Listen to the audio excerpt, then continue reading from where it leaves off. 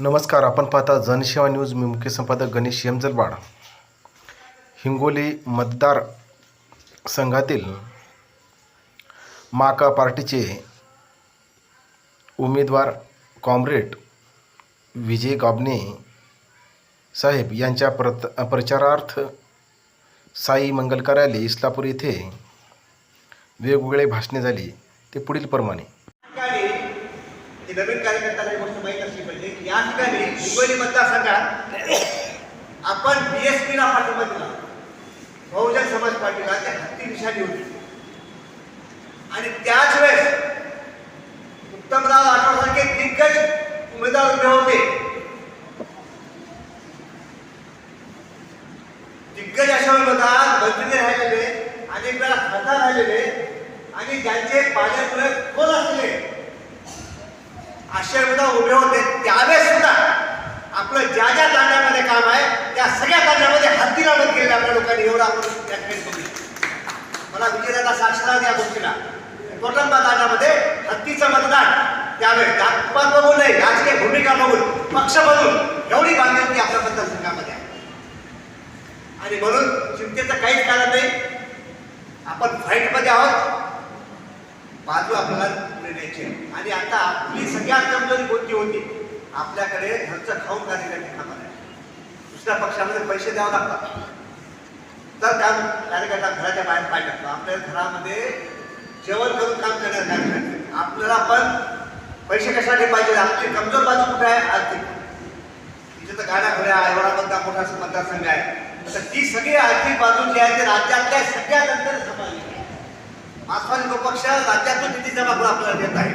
या सगळ्या एका पक्षाच्या बांधणीसाठी आणि ही जागा निवडणूक लढवण्यासाठी आपल्या जिंकून यासाठी आपल्याला हे करायचे आहे. आणि आगामी काळामध्ये याचा आपल्याला 100% फायदा होईल. त्या अनेक याच्यामध्ये काल मला हिंगोलीमध्ये होतो की काल रमेश काँग्रेस मला नगरपालिकेची जागा लढवायची आहे आणि आता मला माझ्या वार्डमध्ये मला याचा 100% फायदा. हे माझे काय करणार आहे. तर असाच उपयोग हा हिंगोलीमध्ये आपल्याला व्हायचा आहे. आणि आपले सगळे आपण मिळून जर काही कामं केले आहेत, सगळे सत्ता आली समजा आपण खासदार झालो तर तुम्ही सगळेच खासदार, त्यात काही वादच नाही. आणि आपण काहीच रस्त्यात कामं केलेली आहेत. म्हणजे आता मी अभिमानाला सांगू इच्छितो की आपण तर म्हणजे अनेक सगळ्यांनी मिळून कामे केली आहेत. पण आता या ठिकाणी काही महिला बसलेल्या आहेत. या राज्यातल्या हजारो महिलांच्या घरामध्ये म्हणजे सन्मानाने जीवन जगतील आपल्या सर्व. हा मोदी सरकारचा भ्रष्टाचार आहे आणि याला मान्यता देऊ नका. पण बहुमत असल्यामुळे त्यांनी ते मान्य केलं, कायदा केला. त्या कायद्याचं काय झालं? आपण सुप्रीम कोर्टात गेलो. मार्क्सवादी कम्युनिस्ट पक्ष सुप्रीम कोर्टामध्ये गेला आणि कोर्टामध्ये जाऊन त्यांनी सांगितलं की घटनेला पायदळी तुडवून हा कायदा केलेला आहे. भारतीय जनता पक्षाला लूट करता यावी म्हणून केलेला कायदा आहे आणि हा कायदा हा बेकायदेशीर आहे, घटना विरोधी आहे, म्हणून रद्द झाला पाहिजे. कायदा रद्द झाला की नाही? कायदा रद्द झाला. आपण म्हणलो ते खरं ठरलं की नाही? आपण म्हणलो ते खरं ठरलं. भारतीय जनता पक्षानं ह्या कायद्याचा वापर करून किती पैसे कमावले? 85 अब्ज रुपये, 8,500 कोटी. 1,500 कोटी म्हणजे 85 अब्ज. एवढी रक्कम आहे. आणि 543 खासदाराची निवडणूक लढवायची असेल काय उमेदवाराची गुन्हेगारी पार्श्वभूमी आहे का? शोधा. विजयवरती एक गुन्हा आहे दाखल झालेला. गुन्हा काय आहे? गुन्हा काय? कुठे जो पैसे खाल्ले, कुणाला फसवलं म्हणून गुन्हा आहे काय? मोर्चा काढला हा गुन्हा. मोर्चा काढला हा गुन्हा आहे. त्यांनी त्यावरती तो दाखल केलाय. आणि आता ते निवडणूक आयोग काय म्हणतोय की आता माझ्यावरती काय गुन्हा आहे ते तुम्ही जाहीर करा. कुठे जाहीर करा? लोकल पेपर मध्ये जाहीर करा. कुठे जाहीर करा? नॅशनल न्यूज पेपर मध्ये जाहीर करा. कुठे जाहीर करा? टेलिव्हिजनवर जाहीर करा. त्याचा खर्च किती? टाइम्स ऑफ इंडिया मध्ये जाहीर करा. टेलिव्हिजन मध्ये जाहीर करा. हे जर जाहीर करायचं जर झालं तर आपला विजय दाभणेचा जेवढा खर्च आहे निम्म्यापेक्षा जास्त पैसे एका जाहिरातीमध्ये जातात. या असा सगळा हा तो कारभार. मुद्दा काय? देशाची करायची तेवढी लूट तुम्ही करा, हा त्यांना मुक्त परवाना दिला. मोदी परत जर निवडून आले ही लूट आणखीन वाढेल. ही लूट किती वाढली पाहिजे बघितला. 2014 मध्ये गॅसचा दर काय होता उज्ज्वला? सिलेंडरचा दर किती होता? 350-400. आता 1200 का किती होणार? आणि मगाशी मी उल्लेख केला त्या पोलिसांच्यावरती केलेली सक्ती जी काही आहे. पण आज पेपरला बातमी आणि चांगली बातमी आहे. सीडीएस नावाच्या एका संस्थेनं अभ्यास केला आणि त्या अभ्यासामध्ये त्यांनी देशातल्या लोकांचा सर्वे केला आणि त्या सर्वेमध्ये असं आढळलं की देशामधल्या 80% लोकांनी सांगितलं की हा देश सगळ्या धर्मांचा आहे, तो सगळ्या धर्मांचा राहिला पाहिजे असं देशातल्या 80% जनतेचं मत. भाजपमध्ये या, जेलमध्ये जावा नाहीतर भाजपमध्ये या. तुम्हाला दुसरीकडे जाऊन तुम्हाला काही फायदा नाही, तुम्हाला बाहेर राहता येणार. आणि काँग्रेस यांनी हा उदारपणा दाखवला. आम्ही ठरवलं ठीक आहे, आम्ही तुमच्या बरोबर यायला तयार होतो, लढायला तयार होतो आणि एकत्र लढायला तयार. एक आम्हाला जागा, दिंडोरीची जागा मागली. आपण कुठं लढणार? मग अशी उल्लेख केला काँग्रेस. जिथे आपली ताकद भरपूर आहे तिथे आपण लढायचा प्रयत्न करतो, आपणच करतो ना. आणि म्हणून या सगळ्या लोकांचं जे काही राजकारण आहे ते राजकारण पुढे नेण्यासाठी आम्हाला निवडणूक लढवली पाहिजे. म्हणून आम्ही एक जागा ठरवलं, ती जागा निवडून. याचं कारण असं, यापूर्वी आम्ही लढवलेली आमचं इथं काही मत आहे. म्हणून आम्ही पुन्हा एकदा त्या लोकांना सांगतोय की आपण या आपलं जे मत आहे ते आपण आपल्या पक्षाकडे ठेवू. आणखीन एक ते कारण काय? हिंगोली मतदारसंघ हा एक अतिशय महत्वाचा मतदारसंघ आहे. याच्यामधला कळमनुरीचा जो मतदारसंघ यापूर्वी लाल बोर्डाचा मतदारसंघ होता. इकडे आपण अनेक ठिकाणी आपण लाल बोर्डाचे सरपंच आहे, लाल बोर्डाचे पंचायत समिती, आपण सगळ्या अनेक निवडणुका आपण इकडे जिंकलेल्या आहेत. आमचं इथं काम म्हणून आपण. आणि मुख्य म्हणजे नांदेड जिल्हा हा पक्षाच्या दृष्टीने विकसित होणारा जिल्हा आहे. महाराष्ट्रामध्ये पक्षाला असं वाटतं की आपला पक्ष कुठे वाढू शकतो, चळवळ कुठे वाढू शकतो, त्याच्यामध्ये अग्रक्रमाचे जिल्हे, त्याच्यामध्ये नांदेड जिल्हा. हा जो मतदारसंघ आहे तो नांदेड आणि हिंगोली या दोन मराठवाड्यामधल्या मतदार जिल्ह्यामध्ये समावेश. आणि त्याचबरोबरीनं विदर्भामधला, यवतमाळमधला काही भाग या मतदारसंघामध्ये. त्यामुळे अशा एका मोठ्याशा ठिकाणी हा मतदारसंघ आहे. इथं आपण जी काही कामगिरी करू त्या कामगिरीचे परिणाम एका बाजूला मराठवाड्यावरती होणार आहे, दुसऱ्या बाजूला विदर्भावरती होणार आहे. आणि म्हणून आपण हा मतदारसंघ आपण निवडले. आणखीन एक कारण, या मतदारसंघामध्ये आपण का निवडणूक लढवतो? आपण 2024 मध्ये आता लोकसभेची ही निवडणूक लढवतोय या एप्रिल महिन्यामध्ये. पण येत्या 6 महिन्यानंतर विधानसभेची निवडणूक येणार ऑक्टोबर महिन्यामध्ये 5 महिन्यामध्ये विधानसभेची निवडणूक येणार आहे. आणि त्या जी विधानसभेची निवडणूक येणार आहे त्या निवडणुकीची आम्ही आत्तापासून तयारी करण्यासाठी म्हणून लोकसभेच्या निवडणुकीमध्ये देखील आम्ही उतरलेले आहोत. एका बाजूला या देशाच्या राजकारणामध्ये बदल करण्यासाठी म्हणून आताच्या सगळ्याच्यामध्ये ही जी काही शक्ती आहे भारतीय जनता पक्ष तिचा पराभव करण्यासाठी, आणि दुसऱ्या बाजूला जी लढाई तुम्ही करायला पाहिजे, शेतकऱ्यांच्या बाजूने तुम्ही लढाई करायला पाहिजे, कामगारांच्या बाजूने लढाई करायला पाहिजे, ती लढाई तुम्ही करत नाही. महाविकास आघाडीचे लोक करत नाही, शेतकऱ्यांचं बोलत नाही, कामगारांचं बोलत नाही, महिलांचं बोलत नाही. तुमच्या राज्याच्या वेळेला आम्हाला लढाई करायला लागलीच की नाही? यांचा आवाज कोण लोकसभेमध्ये मांडला? यांचा आवाज लोकसभेत मांडण्यासाठी म्हणून आम्हाला आमचा कार्यकर्ता हा लोकसभेमध्ये पाठवला पाहिजे.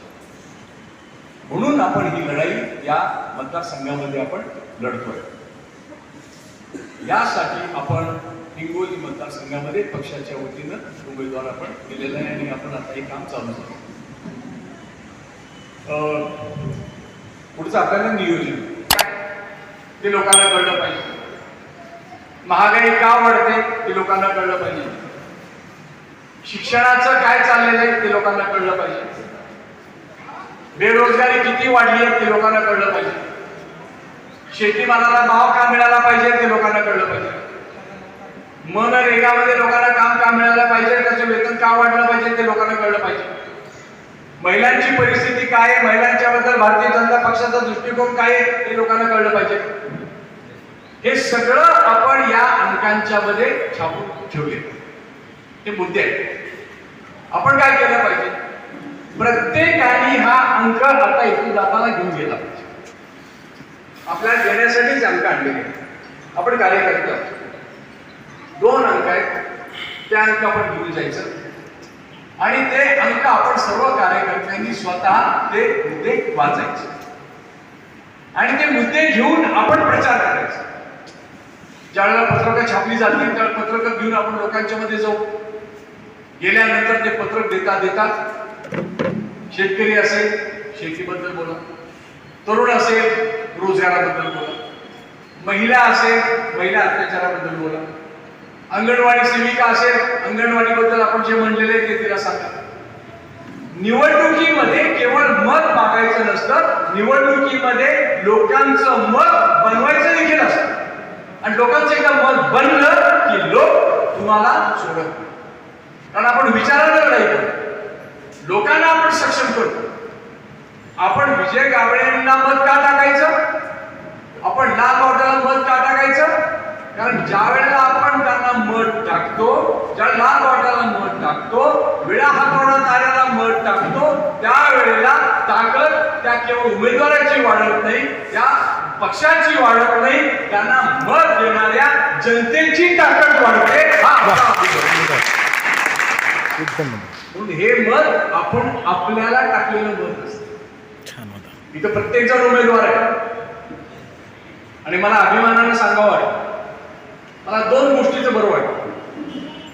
2 गोष्टीचं बरं वाटतं ते मी सांगतो तुमच्याशी. एक दरवर्षी आपण निवडणुकीमध्ये आपण प्रचार करतो.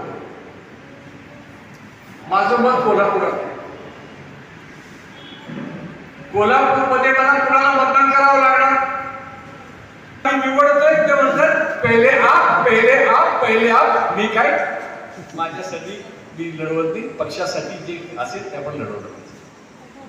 हा वेगळं चारित्र्य असणारा पक्ष, वेगळं चारित्र्य असणारा पक्ष. निवडून आल्यानंतर काय झालं पाहिजे? महाराष्ट्रामध्ये जनतेची फक्त एकच माफक अपेक्षा आहे, निवडून येणाऱ्या उमेदवारानं ज्या पक्षात निवडून आलाय त्या पक्षातच राहावं, एवढी फक्त आपली अपेक्षा आहे. जास्त अपेक्षा आहे काय? शिवसेनेची शिवसेनेच राहण्याची गॅरंटी आहे काय? गॅरंटी आहे काय? मोदीची गॅरंटी वेगळीच आहे. मोदी कसं वेगळंच काही गॅरंटी द्यायला लागले. त्यांचे निवडून आलेले त्यांच्याच पक्षात राहतील ह्याची गॅरंटी आहे का? याची काही गॅरंटी नाही. पण आपल्या पक्षातले मला सांगा एवढे 61 खासदार होते. त्या 61 खासदारांच्या पैकी त्यावेळेला सांगत होते तुम्हाला मंत्री करतो आमच्यामध्ये या. एकतरी गेला काय? अहो, पंतप्रधान पद दारामध्ये चालून आलेलं असताना सुद्धा आम्ही ठरवलं की नाही, आम्ही होणार नाही पंतप्रधान. ज्योती बसू होणार नाही. ज्योती बसूंनी सांगितलं पंतप्रधान पद आम्ही लाथाडलं. अशा पद्धतीचं चारित्र्य असणारा हा पक्ष आहे. त्यामुळे सत्तेसाठी लढणारा हा पक्ष. सत्ता कशाची पाहिजे? लोकांची कामं करण्यासाठी पाहिजे. एक सांगतो आणि थांबतो, बोलता येईल. मोदींनी देशाला कुठं आणून ठेवलं? मोदींना कोणी मदत दिली? 2014 पासून तरुणांनी मदत दिली. तरुणांनी मोठ्या प्रमाणावर मदत दिली आणि तरुणांचा सगळ्यात जास्त विश्वासघात मोदींनी केलाय. एकच गोष्ट सांगतो आणि थांबतो. कलकत्त्याचा एक तरुण, त्याला नोकरी पाहिजे होती, सैन्यात जायचं होतं, परीक्षेला बसत होता, त्याला नोकरी मिळाली नाही. त्यानं काय केलं? एजंटानं त्याच्याकडनं 3.5 लाख रुपये काहीतरी पैसे घेतले आणि त्याला कुठे पाठवला? युक्रेनला मरायला. गेलं की नाही? आलं की नाही? युक्रेनला मरायला पाठवलं. युक्रेनला गेलं रशियाकडनं लढायला. आणि तिथे गेल्यानंतर त्याला कळलं की अरे आपल्या इथं लढायला पाठवलेलं आहे. कशासाठी? का झालं? त्याला जर देशामध्ये नोकरी मिळाली असती तर तो गेला असता. आपल्या लातूर जवळचा तो वाघमारे मुलगा, लातूर जवळचा वाघमारे मुलगा सैन्यामध्ये प्रवेश करायचा म्हणून त्यानं परीक्षा दिल्या. इतक्या परीक्षा त्याने दिल्या. शिंदे बरोबर लातूर जवळचा रेणापूरचा परीक्षा दिल्या, सैन्यात जायचं म्हणून दिल्या, पण त्याला नोकरी नाही मिळाली. सरकारनं अग्निवीर आणलं आणि 20 लाख नोकऱ्या या अजून रिकाम्या आहेत. त्या जर मिळायच्या असतील तर आपल्याला रोजगार देणारं सरकार आलं पाहिजे. आणि म्हणून तरुणांच्या मध्ये विशेषतः जाऊया, महिलांच्या मध्ये जाऊया, अल्पसंख्याकांच्या मध्ये आपण जाऊया, दलितांच्या मध्ये जाऊया, आदिवासींच्या मध्ये जाऊया आणि आपण जाऊन या मोदी सरकारच्या विरोधामध्ये असणारे जन्मत आहे हे जन्मत लाल बावट्याच्या मागे उभं करूया, वेळा हातोडा ताऱ्याच्या पाठीमागे उभं करूया आणि आपल्या उमेदवारांच्यासारखे विजय गावडेंच्यासारखे जे उमेदवार आहेत त्यांनी संपूर्ण आयुष्य चळवळीसाठी दिलेलं आहे. त्यांच्या मागे आपण उभे राहूया आणि लाल बावट्याला या देशात कष्ट करायचं, त्या मतदारसंघात कष्ट करायचं, महिलांचं, दलितांचं, आदिवासींचं जे मत आहे ते मत आपण उभं करूया. आणि मग अशी आपण म्हणतो त्याप्रमाणे हा जो विधानसभेचा मतदारसंघ आहे या विधानसभेच्या मतदारसंघामध्ये 1 नंबर वरती विजय गावडे आणि विळा हातोडा ताऱ्याला आणूया यापासून निर्धार आपण व्यक्त करून आतापासून कामाला लागूया. उज्ज्वला म्हणाले त्याबरोबर आहे आम्ही दिवसाची रात्र, रात्रीचा दिवस करून डोळ्यामध्ये तेल घालून आम्ही लढाई करू. ही लढाई आपण करूया. ही निश्चितपणे लढाई आपल्याला जिंकता येईल हा विश्वास व्यक्त करून मी आपली रजा घेतो. आपण माझं भाषण ऐकलं याबद्दल आपल्याला धन्यवाद देऊन मी आपली रजा घेतो. हिंदीला अतिशय सुंदर असं मार्गदर्शन आपण या ठिकाणी केलं. कुठल्या परिस्थितीमध्ये मार्क्सवादी कम्युनिस्ट पक्ष ही निवडणूक लढवतोय आणि काय आज सर्व धोरणं ही सर्व आपल्या शेतकरी शेतमजुरांच्या बाबतीमध्ये घेतली जात आहेत, कामगारांच्या बाबतीमध्ये घेतली जात आहेत आणि कशा पद्धतीने मार्क्सवादी कम्युनिस्ट पक्ष या निवडणुकीला समोर जातोय या सर्वांचं त्यांनी विश्लेषण केलं आणि शेवटी आपल्याला आवाहन केलं की या किनवट माहूर मतदारसंघामध्ये आपल्याला 1 नंबरची मतं मिळवायची आहे. आणि आपण जेव्हा या ठिकाणी आलो तर मला पूर्ण विश्वास आहे की कॉम्रेडनी दिलेला शब्द सांगितलेलं या ठिकाणी आपल्याला जे काही आव्हान आहे ते आपण पेलूया आणि मार्क्सवादी कम्युनिस्ट पक्षाला 1 नंबरवर कसं मिळतील मतं मिळतील याचं नियोजन आपल्याला या ठिकाणी करायचंय. भावांनो, या ठिकाणी आपल्या पक्षाचे उमेदवार लढाऊ नेते आपल्या सर्वांचे जनरल सेक्रेटरी कॉम्रेड उदय नारकर, आपल्या सर्वांचे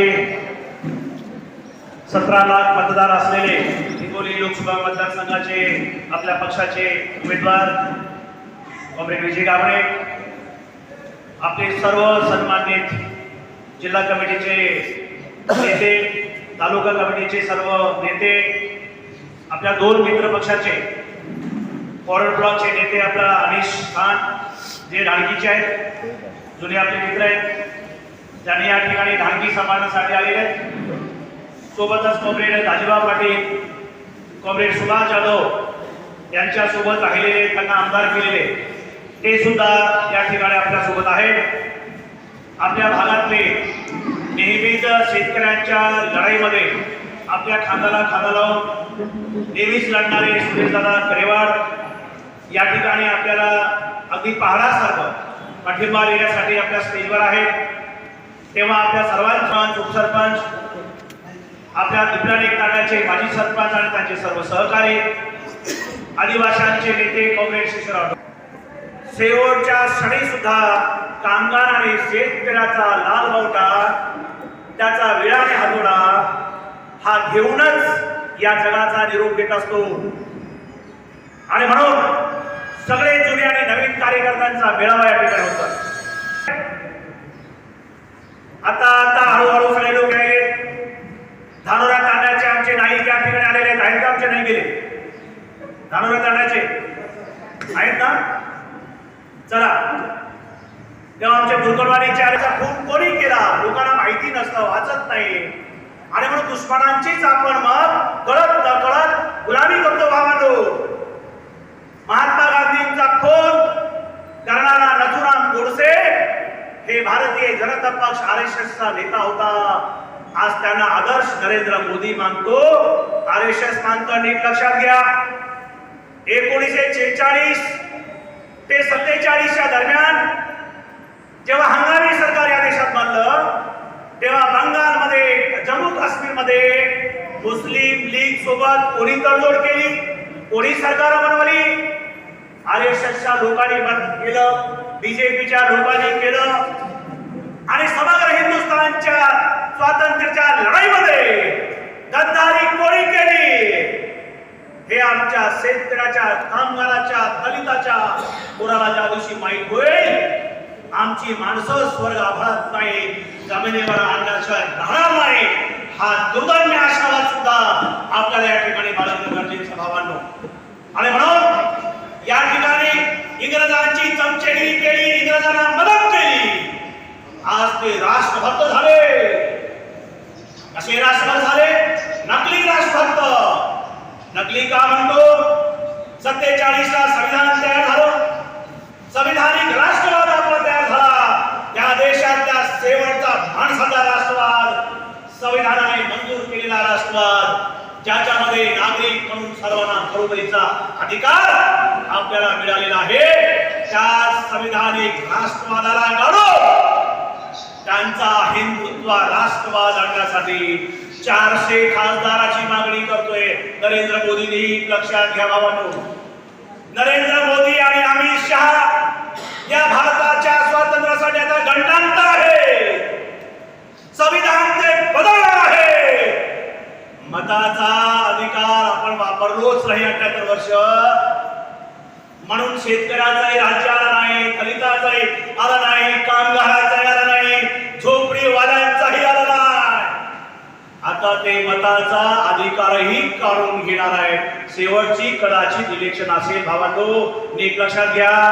जा आपल्या गल्ली गावात 12 दिवस राहिले. हा युद्ध संविधान आणि हिंदुस्थान वाचवण्याचं युद्ध आहे. कुठल्या जातीसाठी मत भरायचं नाही, कुठल्या धर्मासाठी मत भरायचं नाही. आपल्या नेत्यांनी सांगितलं, अरे 26,000 नाही 30,000 रुपये किमान वेतनाच्या कायद्यासाठी आपल्याला सर्वांना शेवटच्या आपल्या महिन्यात जायचं. शेतकऱ्यांच्या शेतीला पाणी लाईट हमी भावाच्या कायद्यासाठी इलेक्शन आहे. हे कुठल्या गुंड उमेदवारांच्या साठी इलेक्शन नाही. महागाई प्रचंड वाढली. काल सर्वे झाला, उत्तर प्रदेश मध्ये सर्वे झाला, रात्री टीव्ही वरती आलाय. या देशातली माणसं काही पर्यंत प्रयत्न करतायत हे सगळी माणसं. काँग्रेसच्या घोषणापत्राला हे मुस्लिम लीगचं घोषणापत्र म्हणतायत. हे हिंदुस्थान पाकिस्तानचे दोष करतायत. हिंदू मुसलमानमध्ये दंगे लावण्याचा प्रयत्न करतायत. भारतीय जनता पक्ष RSSने या देशाच्या सगळ्या देवाला ताब्यात घेतलेला आहे. सगळे देवाला ताब्यात घेतलेले आहे. संपूर्ण देशाची माणसं मारण्यासाठी जरा नीट लक्षात घ्या बांधव. हा पक्ष माणसांचा नाही, हा पक्ष देशभक्त नाही, हा पक्ष राष्ट्रवादी नाही, हा गुलामी करणारा पक्ष आहे. ज्यांना कळेल तो माणूस सुद्धा लढेल. आणि म्हणून अशा पद्धतीनं या सगळ्या याच्यामध्ये जे सर्वे आला त्याच्यामध्ये काय सर्वे आला का एवढा प्रयत्न करतो 9.5 वर्ष नरेंद्र मोदी काय प्रयत्न करतो. शेतकऱ्यांचा दररोजचा इन्कम 27 रुपये आहे. शेतकऱ्यांच्या भावांनो, शेतकऱ्यांच्या तरुणांनो, आताच तर वेळ आहे बदला घेण्याची. आताच येतील आपले दुश्मन, आपले शत्रू. अरे माणसं मारण्याचं सामान घेऊन, अरे कोणी दारू आले, कोणी मटण आले. अरे हे काय इलेक्शन आहे का रे बाबा. अरे काय ह्यांच्या डोक्यात आहे, आपल्या डोक्यात काय असलं पाहिजे. अरे म्हणून 27 रुपये कसा शेतकरी जगणार. अरे म्हणूनच शेतकरी 6 मिनिटाला एक माझा बाप आत्महत्या करतो, एक माझी माय अनाथ होते, विधवा होते, माझे 2-4 भाऊ हे अनाथ होतात. हे पाप 9.5 वर्षात नरेंद्र मोदीचा आहे. आणि म्हणून यांना हद्दपार करण्याची गरज आहे. आणि म्हणून मित्रांनो आपण सर्वांनी कामाला लागण्याची आवश्यकता आहे. मित्रांनो, रोजगाराच्या प्रश्नावर बेरोजगारी किती लोकांना हे संकट आहे असं वाटतं. तर रात्री सर्वे आला 27% भारतातले लोक म्हणतात बेरोजगारी नंबर 1 आपला प्रश्न आहे. सर्वे आला तर नीट लक्षात घ्या. महागाई किती लोकांना वाटतं की महागाई हे आपलं संकट आहे. 23% लोकांना वाटतं की महागाई संकट आहे. फक्त 13% संघटित लुटारू लोकांना वाटतं की आम्हाला विकास हा आमचा मुद्दा आहे. विकास आपलाही झाला पाहिजे. हो, ते विकास आणि प्रगती आपल्या घरात कधी जन्माला आलेले नाही. हे टाटा बिर्लाच्या घरात जन्माला येतात. विकास नावाचा मुलगा, प्रगती नावाची पोरगी हे घडी कमळ म्हणजे वारांच्या घरात जन्माला येते, आपल्या घरात जन्माला येत नाही. आणि म्हणून 8% लोक या देशात भ्रष्टाचार हा मुद्दा आहे असे मानतात. केवळ 8% लोक. एवढा सगळा हिंदुस्थानचा 400 टेलिव्हिजन वर एकटाच नरेंद्र मोदी दिसतो. लक्षात घ्या, लोकशाही त्याने केव्हा संपून टाकली, कोणालाही संधी नाही. तेव्हा टेलिव्हिजनवर समोर सांगतो की या देशामध्ये मी भ्रष्टाचार मिटवणार आहे. पण भ्रष्टाचाराचा मुद्दा किती टक्के लोकांना वाटतो. केवळ 8% लोकांना भ्रष्टाचाराचा मुद्दा वाटतो. आणि केवळ 8% लोकांना या देशामध्ये काय वाटतं की या देशामध्ये 8% लोकांना वाटतं की राम मंदिराचा मुद्दा सारे बैंक को किसने लूटा.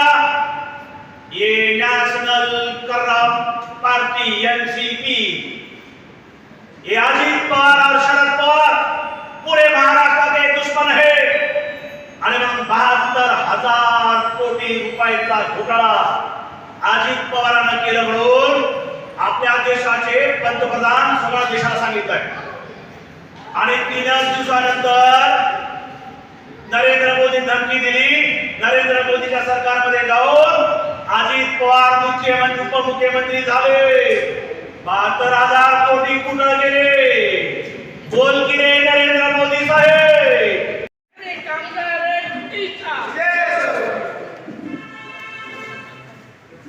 चला कॉम्रेड, शेवटचा अध्यक्षीय समारोप कॉम्रेड अर्जुन आणि चला कॉम्रेड बस.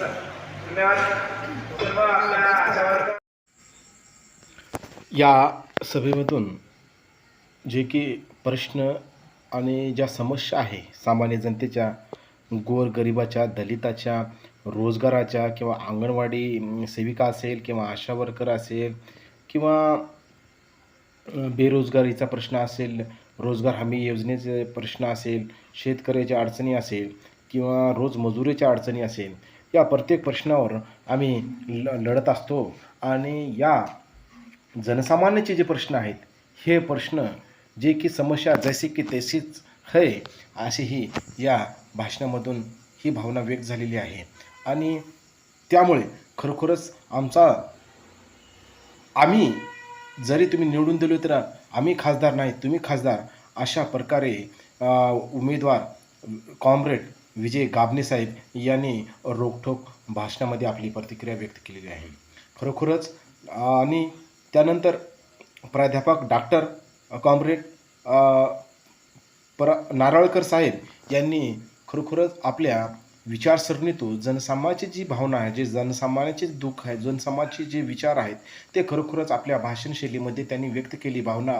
आणि खरोखरच आमचा एकच पक्ष आहे जो की साम्यवादी विचारसरणीचा, जेणेकरून त्या विचारसरणीमध्ये आम्ही सामान्य जनतेचेच विचार हे लोकांसमोर जे आहे त्या समस्याला आम्ही धरूनच आम्ही शासनासमोर प्रत्येक प्रश्न समस्या मांडत असतो. आणि एकमेव पक्ष आमचा देशामध्ये हा गोरगरीब दलिताचा हाच पक्ष आहे, असंही सांगून त्यांनी आपली भावना व्यक्त केली. या कार्यक्रमामध्ये उपस्थित माकापा राज्य सचिव कॉम्रेड प्राध्यापक डॉक्टर उदय नारळकर, उमेदवार म्हणून कॉम्रेड विजय गाभणे, जिल्हा सचिव म्हणून comrade Shankar Shidam, comrade Ujjwala Padalwar, comrade Gangadhar Gaikwad, comrade Pralhad Chavan, comrade Khanderao Kanade, comrade Stalin Ade, comrade Shailia Ade, comrade Digambar Kale, comrade Prakash Wankhede, comrade Rajkumar Padalwad, forward ब्लॉकचे सय्यद अनीस, कॉम्रेड दाजिबा पाटील व कॉम्रेड शेषराव ढोले व या मेळाव्याचे अध्यक्षस्थानी कॉम्रेड अर्जुन आडे साहेब आणि त्यानंतर प्रकाशक कानडे, खंडेराव कानडे, अशा स्वरूपात हा मेळावा साईमंगल कार्यालयात घेण्यात आला. आणि खरोखरच हा मेळावा पाहण्यालायक होता. सदरील या मेळाव्यात प्रत्येक गावाचे व्यक्ती या मेळाव्यात सामील होते. पण पाहत राहा जनसेवा न्यूज. लाईक करा, सबस्क्राईब करा. जय हिंद, वंदे मातरम, जय